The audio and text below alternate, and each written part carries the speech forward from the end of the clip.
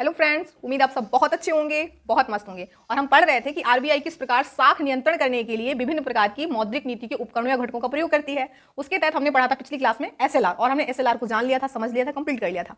आज हम पढ़ेंगे OMO, open market operation. Open market operation, इसको हम खुले बाजार की क्रिया भी बोल सकते हैं हिंदी में, या खुले बाजार का परिचालन बोल सकते हैं। तो ये ओएमओ है क्या?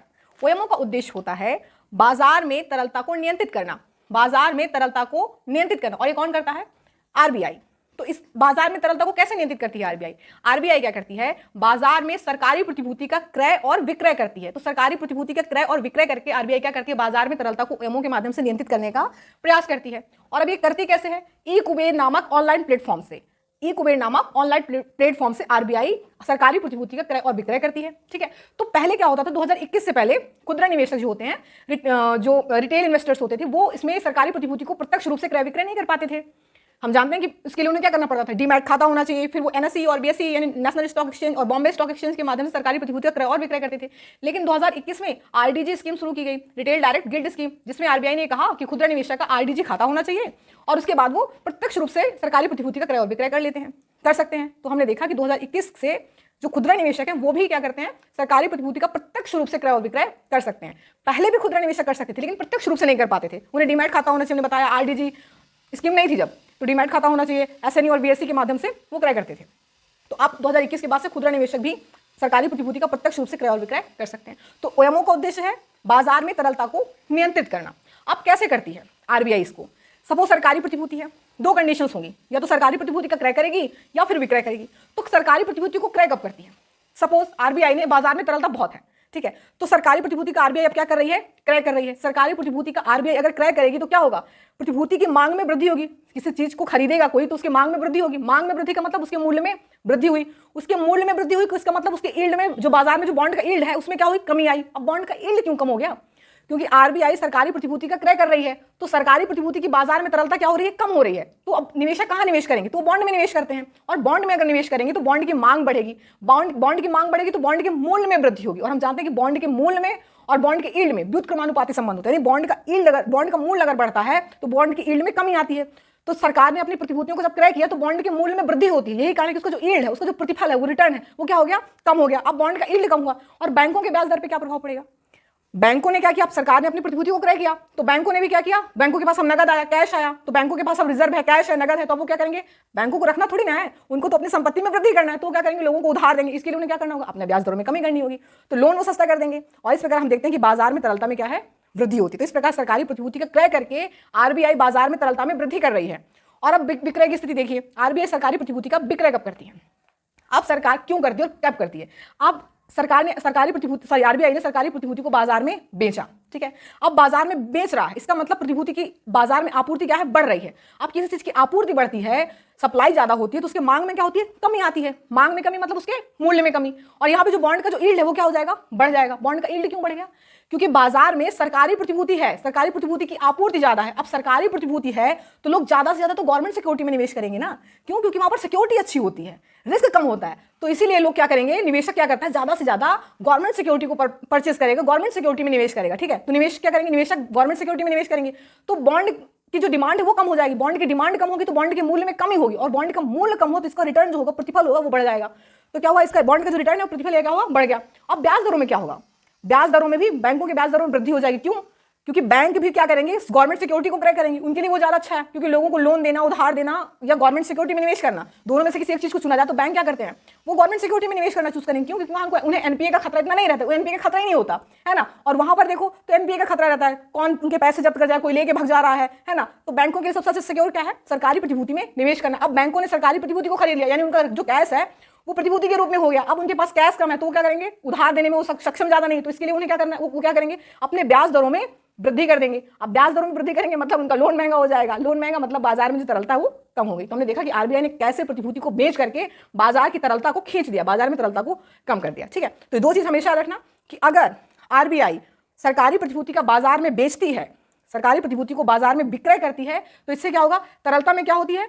कमी आती है, और बॉन्ड के यील्ड में क्या होती है? वृद्धि होती है। और अगर आरबीआई सरकारी प्रतिभूति का क्रय करती है, उसको खरीदती है, तो क्या होगा? आरबीआई के पास से जो फ्लो है वो बाजार में जाएगा, जो मुद्रा, जो कैश है वो बाहर जाएगा। तो इसका मतलब बाजार में तरलता बढ़ेगी और बॉन्ड के यील्ड में क्या होगी? कमी होगी। क्यों? क्योंकि वहां बॉन्ड की फिर डिमांड बढ़ जाएगी, क्योंकि सिक्योरिटी कम होगी, गवर्नमेंट सिक्योरिटी, तो लोग बॉन्ड में निवेश करेंगे। ठीक है, तो दो चीज याद रखना कि अगर आरबीआई सरकारी प्रतिभूति का क्रय करती है तो बाजार में तरलता में वृद्धि होती है और बॉन्ड के यील्ड में कमी आती है, और अगर आरबीआई सरकारी प्रतिभूति का विक्रय करती है तो तरलता में कमी आती है और बॉन्ड के यील्ड में वृद्धि होती है। आई होप इतना आपको समझ में आएगा। इस चीज को देखिए, मैंने ग्राफ बना के, चार्ट बना के आपको समझाने की कोशिश की है। अब है OMO, open market operation. Open market operation यानी खुले बाजार का संचालन, खुले बाजार की क्रिया। यहाँ आप सरकारी प्रतिभूति का पहला कंडीशन है क्रय किया जा रहा है, तब क्या होगा? अगर सरकार अपनी आरबीआई क्या करती है, सरकारी प्रतिभूति का जब क्रय करती है तो इसका मतलब बाजार में सरकारी प्रतिभूति की मांग बढ़ गई, मांग बढ़ी तो उसका मूल्य बढ़ा, और सरकारी प्रतिभूति की मांग और मूल्य बढ़ने से यील्ड में कमी आएगी। यील्ड में कमी क्यों आएगी?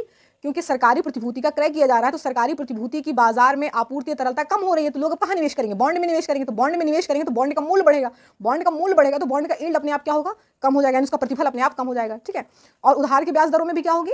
कमी होगी। क्यों? क्योंकि सरकारी प्रतिभूति का क्रय किया जा रहा है, तो बाजार में आरबीआई के थ्रू तरलता क्या हो रही है? पहुंच रही है बैंकों में, तो बैंक भी क्या करेंगे? अपना लोन सस्ता कर देंगे, क्योंकि बैंक धन को रख के, नगद को रख के क्या करेंगे? उनको तो ये चाहिए ना कि अपनी संपत्ति में वृद्धि करें, तो क्या करेंगे? अपने ब्याज दर में कमी कर देंगे, और इसके लिए उन्हें क्या करना होगा? अपना लोन सस्ता करना होगा। लोन जैसे ही सस्ता होगा तो क्या होगा? बाजार में तरलता अपने आप आ जाती है।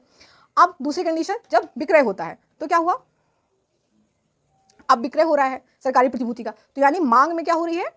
कमी आ रही है। क्यों? क्योंकि सरकारी प्रतिभूति की बाजार में आपूर्ति बढ़ गई, तो मांग में, किसी चीज की आपूर्ति बढ़ती है तो उसकी मांग में अपने आप कमी हो जाती है, तो मांग में कमी यानी उसके मूल्य में कमी, और यील्ड में अपने आप वृद्धि होगी। यील्ड में वृद्धि क्यों हो रही है यहाँ पे? क्योंकि बाजार में अगर सरकारी प्रतिभूति उपलब्ध है तो लोग सरकारी प्रतिभूति में निवेश करेंगे, ना कि बॉन्ड में। तो बॉन्ड में निवेश जैसे ही कम होगा, यानी बॉन्ड के मूल्य में क्या हो जाएगी? कमी आ जाएगी, और बॉन्ड के मूल्य में कमी आएगी तो बॉन्ड का जो यील्ड होता है, रिटर्न होता है, वो बढ़ जाता है। ठीक है, और ब्याज दर में भी क्या होगी?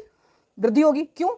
क्योंकि जो बैंक होंगे वो अधिक से अधिक क्या करेंगे? आरबीआई द्वारा जो गवर्नमेंट सिक्योरिटी बेची जा रही है उसमें निवेश करना पसंद करेंगे, क्योंकि बैंकों के लिए अधिक सुलभ होता है। आप जानते हैं कि जो बैंक होता है, अगर उनको गवर्नमेंट सिक्योरिटी का ऑप्शन दिया जाए, वहां पे निवेश करना है या लोगों को उधार देना है, वहां से ब्याज प्राप्त करना है, तो बैंक क्या करेंगे? वो गवर्नमेंट सिक्योरिटी चूज करेंगे। क्यों? क्योंकि आप उन्हें एनपीए होने का खतरा नहीं होता। ठीक है, बाकी जगह तो उन्हें एनपीए का खतरा भी है, तो यहाँ पे बैंकों के लिए भी सेफ और सिक्योर चीज होती है, तो इसलिए बैंक भी क्या करते हैं? अपनी ब्याज दरों में वृद्धि कर रहे हैं। वृद्धि क्यों कर रहे हैं? क्योंकि उन्होंने अधिक से अधिक गवर्नमेंट सिक्योरिटी खरीद ली है, तो उनका कैश और नगद प्रतिभूति के रूप में चला गया, तो इसीलिए उन्होंने क्या किया? अपने ब्याज दरों में वृद्धि कर दी, और उन्होंने ब्याज दरों में वृद्धि की, लोन महंगा हो गया, और इस प्रकार तरलता में क्या हो गई? कमी आ गई। तो इस प्रकार हम देखते हैं कि आरबीआई किस प्रकार सरकारी प्रतिभूति का क्रय और विक्रय करके बाजार में तरलता को कम कर सकती है और ज्यादा कर सकती है। ठीक है, अब आप कुछ कंडीशंस लीजिए, कुछ ऐसे कंडीशंस जिनका बॉन्ड के यील्ड यानी बॉन्ड के प्रतिफल पर क्या प्रभाव पड़ता है। मान लीजिए पहली कंडीशन है उच्च मुद्रास्फीति। अब उच्च मुद्रास्फीति की स्थिति में क्या होगा? मुद्रास्फीति उच्च है, उच्च मुद्रास्फीति यानी बाजार में तरलता ज्यादा है। बाजार में तरलता ज्यादा, इसका मतलब आरबीआई कौन सी नीति का प्रयोग करेगी? संकुचित मौद्रिक नीति का प्रयोग करेगी। संकुचित मौद्रिक नीति के प्रयोग में क्या करेगी? अपने ब्याज दरों में क्या करेगी? वृद्धि कर देगी। अब आरबीआई ब्याज दरों में वृद्धि करेगी तो बैंक भी क्या करेंगे? अपने ब्याज दरों में वृद्धि कर देंगे। क्यों?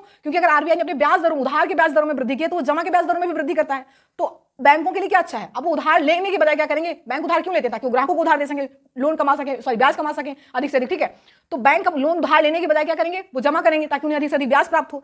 तो यहाँ पे बैंकों ने अपना जमा क्या किया? आरबीआई के पास जमा कर दिया। ठीक है, अब इससे क्या हुआ? जो बॉन्ड का जो यील्ड है, बॉन्ड का जो यील्ड है वो बढ़ गया। बॉन्ड का यील्ड क्यों बढ़ेगा?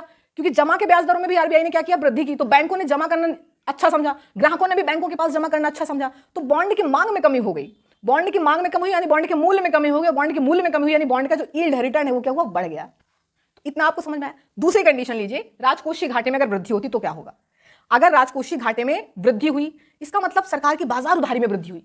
सरकार की बाजार उधारी में वृद्धि का मतलब सरकार ने सिक्योरिटी जारी की होगी, सरकार ने अपनी जो सिक्योरिटी है, गवर्नमेंट सिक्योरिटी, उसको बेचा होगा आरबीआई के थ्रू, तो गवर्नमेंट सिक्योरिटी को बेचा होगा, यानी गवर्नमेंट सिक्योरिटी की बाजार में आपूर्ति तरलता बढ़ गई होगी। अब गवर्नमेंट सिक्योरिटी की किसी चीज की आपूर्ति बढ़ती है तो उसकी मांग में क्या होती है? कमी आती है, तो मांग में कमी आई, और मांग में कमी आई यानी उसके मूल्य में भी क्या हुई? कमी आया।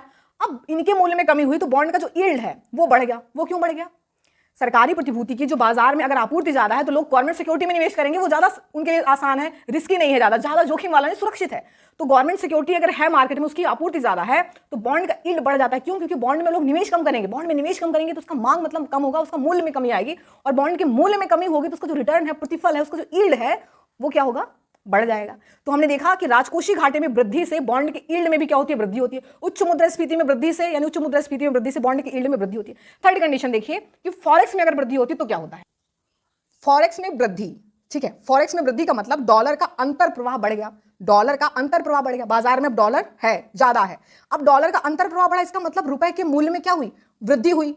रुपए के मूल्य में वृद्धि क्यों? क्योंकि डॉलर की मात्रा बाजार में ज्यादा हो गई, तो रुपए के मूल्य में अपने आप वृद्धि हो गई। क्योंकि जिस चीज की मात्रा अधिकता ज्यादा हो जाती है उसकी कीमत कम हो जाती है। उस चीज के सापेक्ष अगर कोई चीज कम हो जाती है उसकी मूल्य कीमत बढ़ जाती है, तो रुपए कम हुआ, इसकी तरलता बाजार में कम हुई, डॉलर की तरलता ज्यादा हो गई, तो डॉलर की अंतर प्रवाह से रुपए के मूल्य में क्या होती है? वृद्धि होती है, यानी रुपए का मूल्य वृद्धि हो जाती है। ठीक है, अब रुपए का मूल्य वृद्धि का मतलब ये होता है हमारा आयात हमें सस्ता पड़ेगा। क्यों सस्ता पड़ रहा है? क्योंकि सपोज पहले ये पेंसिल थी, ठीक है।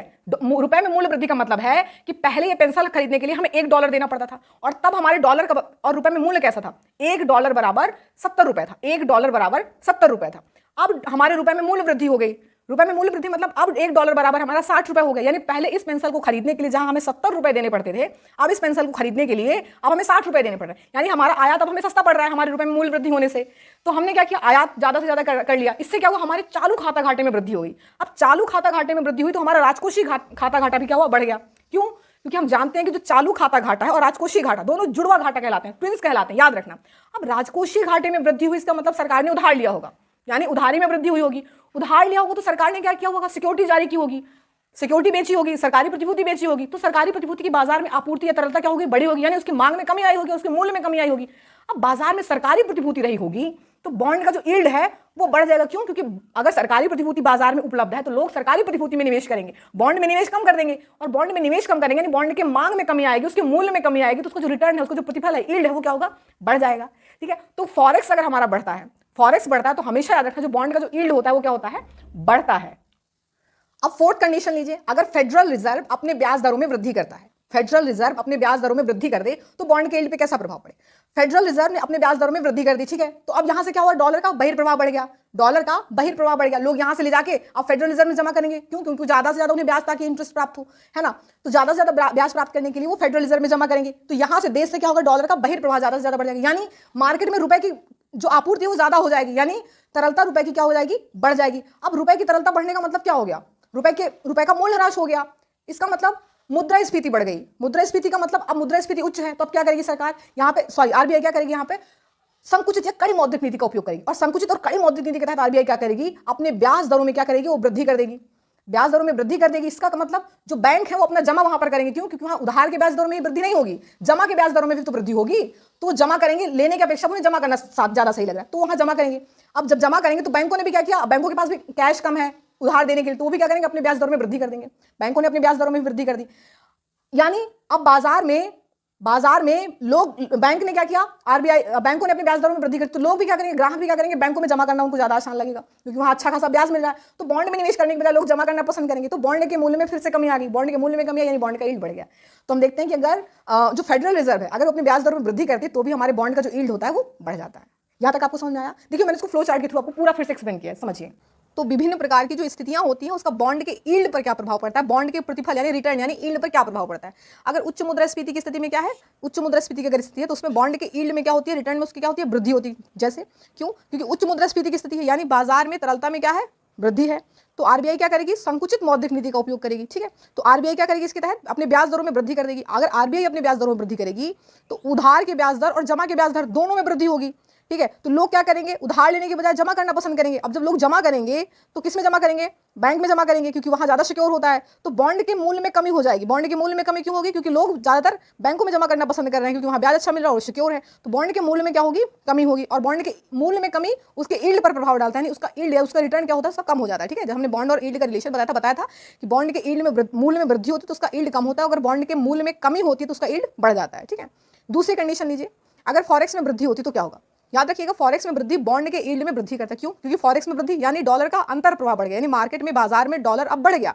डॉलर के बढ़ जाने से क्या होगा, रुपए के मूल्य में वृद्धि होगी, क्योंकि डॉलर ज्यादा होगा बाजार में तो रुपए के मूल्य में स्वतः वृद्धि हो जाएगी। अब रुपए के मूल्य में वृद्धि होने का मतलब है आयात सस्ता होगा। क्यों? क्योंकि पहले सपोज मान लीजिए कि पहले $1 बराबर 70 रुपए था, अब डॉलर का अंतर प्रभाव बढ़ा यानी रुपए का मूल्य वृद्धि हुआ। अब मान लीजिए कि $1 बराबर 60 रुपए है, पहले $1 बराबर 70 रुपए था, अब रुपए के मूल्य में वृद्धि हो गई तो $1 बराबर 60 रुपए हो गया। यानी अब हमारा आयात सस्ता पड़ेगा, क्योंकि अब हमें कोई चीज अगर हम $1 में, सपोज $1 में ये पेंसिल खरीद रहे थे, ठीक है, तो पहले हमें 70 रुपए देना पड़ रहा था, अब हमें 60 रुपए देने पड़ रहे हैं, तो हमारा आयात सस्ता पड़ रहा है, तो हमने आयात में क्या कर दी, वृद्धि कर दी। अब आयात में वृद्धि की तो क्या हुआ, हमारा चालू खाता घाटा बढ़ गया, और चालू खाता घाटा बढ़ा तो हमारा राजकोषीय घाटा भी बढ़ जाता है। क्यों? क्योंकि चालू खाता घाटा और राजकोषीय घाटा ये दोनों जुड़वा खाता घाटा कहलाते हैं। ठीक है, तो अब राजकोषीय घाटा बढ़ा, इसका मतलब सरकार ने उधार ली, सरकारी उधारी में वृद्धि हुई। सरकारी उधारी में वृद्धि का मतलब प्रतिभूति की आपूर्ति हुई बाजार में, यानी सरकार ने उधार लिया होगा तो प्रतिभूति जारी की होगी, और सरकार ने प्रतिभूति जारी की तो बाजार में प्रतिभूति की आपूर्ति क्या हुई, बढ़ गई। यानी उसके मांग में किसी चीज की आपूर्ति बढ़ जाती है तो क्या होता है, उसकी मांग में कमी आती है। मांग में कमी आने का मतलब उसके मूल्य में भी कमी आई, और मूल्य में कमी हुई तो यील्ड में क्या हुई, अपने आप वृद्धि हो गई। क्यों? क्योंकि अगर सरकार अपनी प्रतिभूति बाजार में देती है तो लोग कहाँ निवेश करना ज़्यादा पसंद करेंगे? सरकारी प्रतिभूति में निवेश करना पसंद करेंगे। अब सरकारी प्रतिभूति में निवेश करेंगे तो बॉन्ड के मूल्य में अपने आप कमी हो जाएगी। बॉन्ड के मूल्य में कमी तो बॉन्ड के यील्ड में अपने आप, उसकी रिटर्न में अपने आप क्या हो जाती है? वृद्धि हो जाती है। ठीक है। थर्ड कंडीशन देखिए, अगर राजकोषीय घाटे में वृद्धि होती है तो क्या होता है? याद रखिएगा, राजकोषीय घाटे में अगर वृद्धि होती है तो बॉन्ड के यील्ड में वृद्धि होगी। क्यों? राजकोषीय घाटे में वृद्धि हुई, इसका मतलब बाजार उधारी बढ़ी, इसका मतलब सरकारी प्रतिभूति का विक्रय किया गया। सरकारी प्रतिभूति का विक्रय मतलब सरकारी प्रतिभूति की बाजार में आपूर्ति बढ़ी, यानी तरलता बढ़ी। तो सरकारी प्रतिभूति की मांग क्या होगी? कम होगी, और उसके मूल्य में भी कमी आएगी, और बॉन्ड का यील्ड बढ़ गया। बॉन्ड का यील्ड क्यों बढ़ेगा? क्योंकि सरकारी प्रतिभूति की बाजार में आपूर्ति ज्यादा है। तो सरकारी प्रतिभूति की आपूर्ति है, जिसके कारण लोग सरकारी प्रतिभूति में निवेश करेंगे, ना कि बॉन्ड में। तो बॉन्ड के मूल्य में अपने आप कमी हो जाती है, जिसके कारण उसका रिटर्न या उसका प्रतिफल बॉन्ड का यानी यील्ड उसका क्या हो जाता है? अपने आप बढ़ जाता है। ठीक है। अब फेडरल रिजर्व में ब्याज दरों में अगर वृद्धि होती है तो कैसा होता है? तो फेडरल रिजर्व की ब्याज दरों में अगर वृद्धि होती है तो बॉन्ड के यील्ड में वृद्धि करता है। क्यों? क्योंकि हम जानते हैं कि भारत से डॉलर का बहिर्प्रवाह होगा। डॉलर अगर बाहर जाएगा बाजार से तो इसका मतलब क्या है? रुपए के मूल्य में ह्रास आएगी, रुपए का मूल्य ह्रास होगा, और रुपए के मूल्य ह्रास का मतलब मुद्रास्फीति बढ़ेगी। मुद्रास्फीति का मतलब बाजार में तरलता ज्यादा आई। अब तरलता ज्यादा है, मुद्रास्फीति ज्यादा है, तो आरबीआई कौन सी नीति का प्रयोग करेगी? संकुचित मौद्रिक नीति का, यानी आरबीआई अपनी ब्याज दरों में वृद्धि कर देगी। तो उधार और जमा दोनों की ब्याज दरों में वृद्धि होगी। तो लोग क्या करेंगे? ज्यादा से ज्यादा क्या करेंगे? जमा करेंगे बैंकों में, ताकि उन्हें ब्याज अच्छा मिले। उन्हें उधार महंगा पड़ रहा है तो अपना जमा करेंगे ताकि वो ब्याज अच्छे से अच्छा वसूल कर सकें। तो अब लोग बैंकों में जमा करेंगे तो बॉन्ड के मूल्य में क्या होगी? अपने आप कमी आ जाएगी। लोग बॉन्ड में निवेश करना नहीं पसंद कर रहे हैं, तो इसके बॉन्ड के मूल्य में कमी आई, तो बॉन्ड का यील्ड अपने आप क्या हुआ? बढ़ गया। बॉन्ड का रिटर्न क्या हुआ? अपने आप बढ़ गया। ये जो आपको लग रहा है क्या हो रहा है, कौन बढ़ रहा है, कौन है, बहुत इंपॉर्टेंट, और ओएमओ से तो 2013 में आईएसपीटी में पूछा भी गया है। ठीक है। तो अभी तक मैंने आपको जो बताया, अगर उनको कंडीशंस को एक बार देखें कि अगर हम चलिए कंडीशन लेते हैं, जो बाजार में तरलता पर इसका क्या प्रभाव पड़ता है। कुछ कंडीशंस लेते हैं और देखते हैं कि जो बाजार में तरलता है, रुपए की तरलता है, उसका कैसा प्रभाव पड़ता है बाजार में। पहली कंडीशन, आरबीआई क्या करता है? आरबीआई द्वारा प्रतिभूति का विक्रय किया जाता है। आरबीआई अगर प्रतिभूति को बेच रही है, आरबीआई प्रतिभूति को बेच रही है तो क्या होगा? यानी प्रतिभूति को बेचेगी तो कैश उसके पास आएगा, तो बाजार में तरलता में क्या होगी? कमी होगी। ठीक है। दूसरी कंडीशन लीजिए, आरबीआई द्वारा प्रतिभूति का क्रय किया जा रहा है। अब आरबीआई प्रतिभूति को खरीद रही है। मैंने आपको सिक्योरिटी दी थी, अब मैं अपनी सिक्योरिटी खरीद रही हूं, और खरीदूंगी तो मैं क्या करूंगी? आपको कैश दूंगी। तो आपके बाजार में नगद आपूर्ति बढ़ गई। नगद आपूर्ति बढ़ी मतलब बाजार में तरलता बढ़ गई। तो जब आरबीआई सिक्योरिटी को क्रय करती है तो तरलता बढ़ती है, और जब विक्रय करती है तो तरलता वो खींच लेती है, यानी तरलता में कमी आती है। ठीक है। थर्ड कंडीशन लीजिए, सरकार द्वारा आरबीआई से अगर उधार लिया जाए तो क्या होगा? सरकार ने अगर आरबीआई से उधार लिया तो क्या होगा? तरलता में कैसा प्रभाव पड़ेगा? तरलता में वृद्धि होगी। क्यों? क्योंकि सरकार उधार ले रही तो कहां खर्च करेगी? या तो आधारभूत संरचनाओं में खर्च करेगी, या तो लोक कल्याणकारी इत्यादि में खर्च करेगी। वो ओवरऑल तो देश में जनता में ही खर्च करती है ना, सरकार का कार्य है लोक कल्याण का काम करना। तो अगर सरकार आरबीआई से उधार लेती है तो हमेशा याद रखना, तरलता में क्या होगी? वृद्धि होगी। तरलता में क्या होगी? वृद्धि होगी। फोर्थ कंडीशन लीजिए, अगर आरबीआई द्वारा बाजार में डॉलर का क्रय किया जाता है, आरबीआई बाजार में डॉलर का क्रय करती है तो तरलता में क्या होगी? वृद्धि होगी। क्यों? क्योंकि आरबीआई ने बाजार में डॉलर को खरीदा, यानी रुपए के मूल्य में क्या हुआ? रुपए की आपूर्ति बढ़ गई, रुपए की तरलता बढ़ गई। ठीक है। अब बाजार में डॉलर को खरीद लेगी अगर आरबीआई, डॉलर को क्रय किया जाएगा तो रुपए की जो रुपए की आपूर्ति बढ़ जाएगी, जिस चीज की आपूर्ति बढ़ेगी उससे तरलता आ गया, मतलब रुपए की मात्रा बढ़ने से तरलता आ जाती है। तो अगर आरबीआई डॉलर को क्रय करती है तो हमेशा याद रखना, तरलता में क्या होती है? वृद्धि होती है। ठीक है। फिफ्थ कंडीशन, जनता द्वारा बैंक में जमा। अब जनता बैंक में जमा करती तो क्या होगा? हम सबने बैंकों में जमा कर देंगे तो क्या होगा? बाजार में तरलता में कमी आएगी ना। अब बाजार में पैसे कहाँ रहेंगे? जब लोग जनता जब बैंकों में जमा करेगी तो तरलता में क्या होती है? कमी आती है। ठीक है। सिक्स कंडीशन लीजिए कि आरबीआई द्वारा बाजार में डॉलर का विक्रय किया जाता है। अब आरबीआई डॉलर का बाजार में बेचती है, जब डॉलर को बेचेगी तो बाजार में डॉलर की आपूर्ति ज्यादा होगी, यानी रुपए में मूल्य वृद्धि होगी, रुपए की मात्रा कम हो जाएगी, रुपए कम हो जाएगा, रुपए की तरलता कम होगी। तो अगर डॉलर को बेच रही है तो वहां पे रुपए का मूल्य वृद्धि हो रहा है, यानी रुपए की तरलता कम हो रही है, यानी तरलता कम हो रही है। यही है बस। फिफ्थ कंडीशन क्या है? सेवन कंडीशन क्या है कि आरबीआई द्वारा 2000 के नोट का चलन बंद। अब आरबीआई ने क्या किया? 2000 के नोट का चलन बंद कर दिया। आरबीआई ने 2000 की जो नोट चल रही थी मार्केट में उसको अपने पास ले लिया। ठीक है। इसका मतलब क्या हुआ? जो तरलता थी वो आरबीआई के पास चली गई।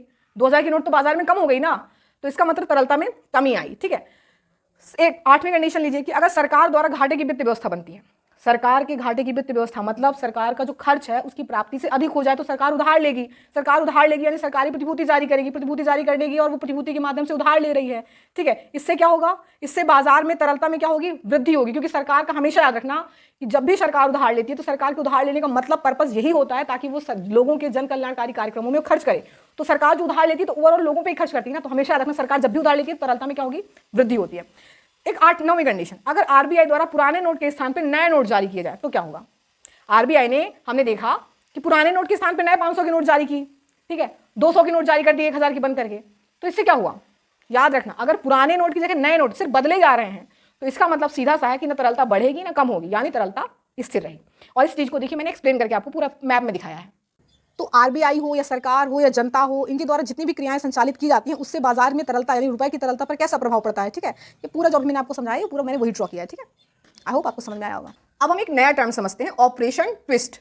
ऑपरेशन ट्विस्ट की शुरुआत फेडरल रिजर्व द्वारा किया गया। जैसे भारत का केंद्रीय बैंक आरबीआई है, वैसे ही अमेरिका का जो केंद्रीय बैंक है वो फेडरल रिजर्व है। तो ऑपरेशन ट्विस्ट की जो शुरुआत है वो फेडरल रिजर्व द्वारा किया गया, लेकिन भारत में इसे वर्ष 2019 में संचालित किया गया। वर्ष 2019 में क्या था कि भारत में सुस्ती और मंदी की स्थिति आई, यानी जीडीपी वृद्धि दर कम हो गया, और जीडीपी वृद्धि दर को बढ़ाने के लिए, समृद्धि लाने के लिए आरबीआई ने ऑपरेशन ट्विस्ट का ओएमओ के थ्रू संचालन किया, ओपन मार्केट ऑपरेशन के थ्रू। जिसका उद्देश्य क्या होता है? ऑपरेशन ट्विस्ट का उद्देश्य है बाजार में तरलता को बढ़ाकर समृद्धि दर में वृद्धि करना। क्या उद्देश्य है? तरलता को बढ़ाकर समृद्धि दर में वृद्धि करना, यह ऑपरेशन ट्विस्ट का उद्देश्य है। तो ये काम तो ओएमओ के थ्रू भी कर सकती है ना आरबीआई, तो ऑपरेशन ट्विस्ट लाने की क्या जरूरत है? इसको अपनाने की, इसका संचालन करने की क्या जरूरत है? बहुत जरूरत है। दो अंतर है ओएमओ और ऑपरेशन ट्विस्ट में, दो विशेष अंतर है। पहला देखिए आप, ओएमओ में क्या होता था, आरबीआई क्या करती थी, सरकारी प्रतिभूति का आवश्यकता अनुसार क्रय विक्रय करती थी।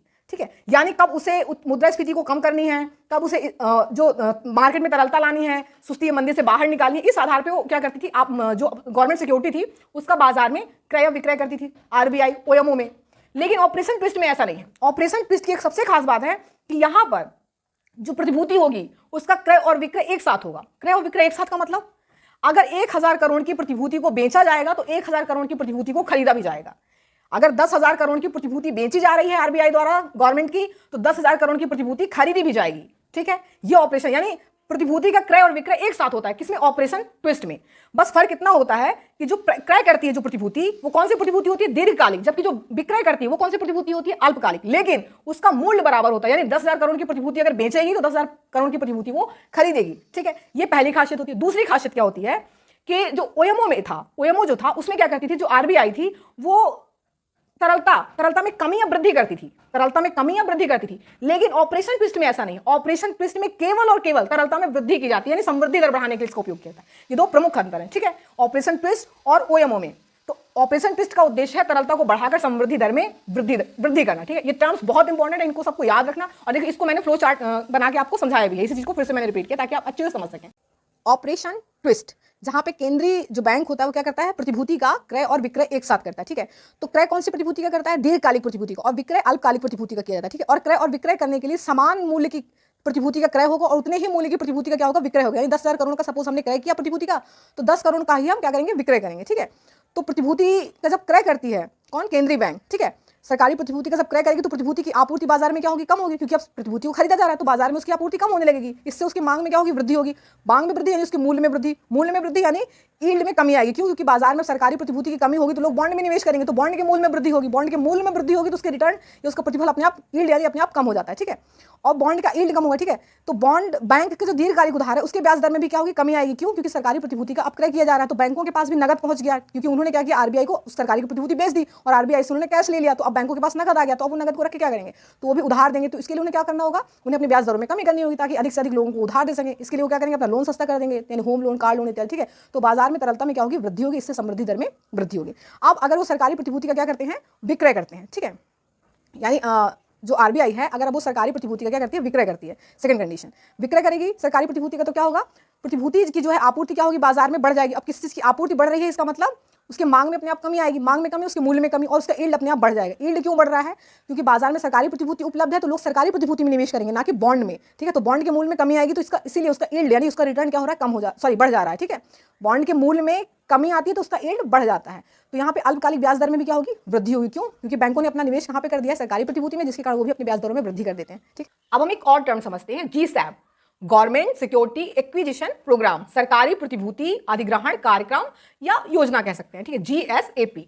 इसकी शुरुआत आरबीआई ने की, क्योंकि इसके तहत आरबीआई क्या करती है? बाजार में तरलता में वृद्धि करके समृद्धि दर को बढ़ाने का प्रयास करती है तथा बॉन्ड के यील्ड में कमी करने का प्रयास करती है। बॉन्ड के यील्ड में क्यों कमी करना चाह रही है? क्योंकि बॉन्ड के यील्ड में अगर वृद्धि होगी तो हम जानते हैं कि बॉन्ड के यील्ड का बढ़ने का मतलब है बैंकों के ब्याज दरों में वृद्धि, और बैंक अगर अपने ब्याज दरों में वृद्धि करेंगे तो बाजार में तरलता क्या होती है? कम होती है। ठीक है, तो जीसैप का उद्देश्य क्या है? बॉन्ड के यील्ड में कमी करना तथा बाजार में तरलता को बढ़ाकर समृद्धि दर में वृद्धि करना। होता क्या है? कोरोना महामारी में क्या हुआ? सरकार का जो खर्च था वो बहुत ज्यादा बढ़ गया। सरकार का खर्च बढ़ा यानी राजकोषीय घाटा बढ़ा, राजकोषीय घाटा बढ़ा यानी सरकार की उधारी में भी बढ़ोतरी हुई होगी। उधारी में बढ़ोतरी मतलब सरकार ने उधार जब लिया होगा तो गवर्नमेंट सिक्योरिटी जारी की होगी। यानी गवर्नमेंट सिक्योरिटी की आपूर्ति बाजार में हुई, जिसके कारण लोगों ने बॉन्ड में निवेश करना कम किया होगा, बॉन्ड की मांग कम हुई होगी, बॉन्ड के मूल्य में कमी होगी, तो बॉन्ड का यील्ड या रिटर्न या प्रतिफल बढ़ा होगा, बढ़ा। तो बॉन्ड का यील्ड अगर बढ़ेगा तो ऑब्वियसली बैंकों के ब्याज दर में भी तो वृद्धि होती है, क्योंकि हमने पढ़ा है कि बॉन्ड के यील्ड और बैंक के ब्याज दर में अनुक्रमानुपाती संबंध होता है। ठीक है, तो इसके तहत G-SAP के तहत यही किया जाता है कि बॉन्ड के यील्ड में कमी करने का प्रयास करती है सरकार, और इसका 2 बार संचालन हुआ, एक G-SAP 1.0 और एक G-SAP 2.0। तो G-SAP में सरकार कैसे बॉन्ड के यील्ड में कमी कैसे करती है?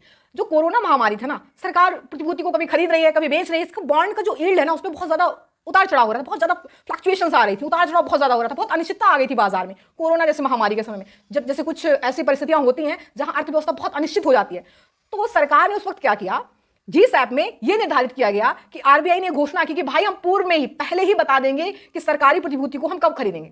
यानी G-SAP के अंतर्गत आरबीआई पूर्व में ही यह घोषणा कर देता है कि किस निश्चित तिथि को हम सरकारी प्रतिभूति को क्रय करेंगे, इससे बॉन्ड के जो बॉन्ड का जो यील्ड है उसमें क्या किया जा सके, कमी किया जा सके।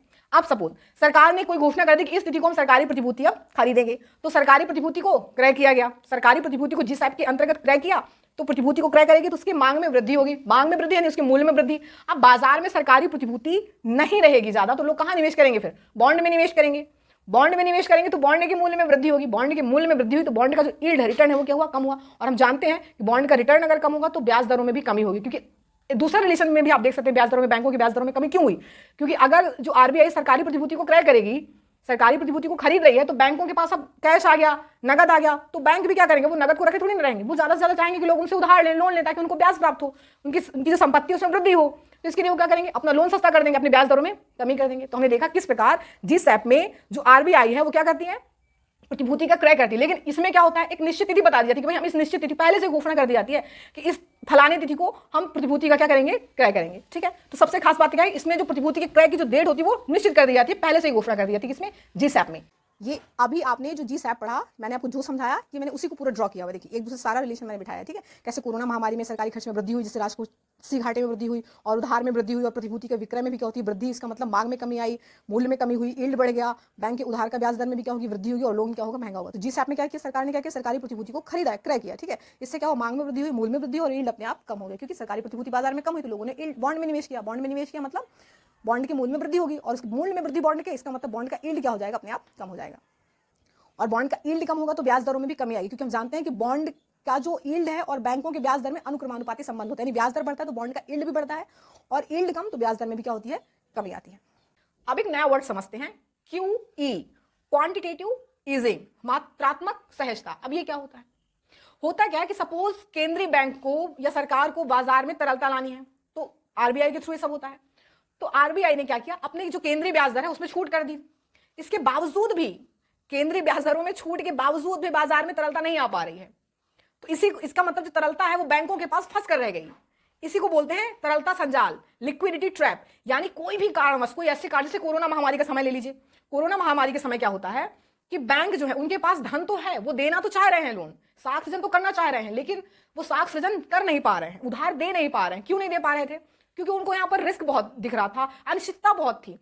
आपके पास 2 मित्र हैं, एक ऐसा मित्र जो पूरी तरह से बेरोजगार है लेकिन वो जॉब की तलाश कर रहा है, एक ऐसा मित्र जो जॉब करता है लेकिन अभी उसकी सैलरी नहीं आई, और दोनों आपके पास उधार लेने के लिए आते हैं। संभावना क्या है कि आपको कहाँ रिस्क कम नजर आ रहा है, जो जॉब कर रहा है उसकी सैलरी नहीं आई तो आपको लगेगा भाई एक ना एक दिन तो इसकी सैलरी आ जाएगी, या ठीक है, यहाँ आपको रिस्क कम नजर आ रहा है, इसकी तो जॉब ही नहीं लगी, ये बेचारा बेरोजगार है, या आपको ज्यादा रिस्क है, पता नहीं देगा कि नहीं देगा, पता नहीं लगेगी जॉब इसकी कि नहीं लगेगी, है ना, तो आपको बहुत डाउट रहता है। तो यही है तरलता संजाल की स्थिति। क्या हुई, कोरोना महामारी की जब स्थिति आई तो वहां पे क्या हुआ कि बैंकों ने क्या किया, उधार देने में उन्हें बहुत जोखिम नजर आ रहा था, तो वो उधार नहीं दे पा रहे थे, अनिश्चितता की स्थिति थी, उनको एनपीए का डर था कि ऐसा ना हो कि लोन लेके लोग उधार लेके भाग जाए, या फिर कोई मर गया कौन चुकाएगा, कैसे चुकाएगा, है ना। तो बहुत सारी चीजें थी, बहुत सारे रीजन थे, अनिश्चितता आ गई थी, यानी तरलता जो है बैंकों के पास फंसकर रह गई थी, तरलता बैंकों के पास फंसकर रह गई थी, वो बाहर नहीं जा पा रही थी, लोगों तक बाजार में नहीं जा पा रही थी। इसी को बोलते हैं तरलता संजाल, लिक्विडिटी ट्रैप।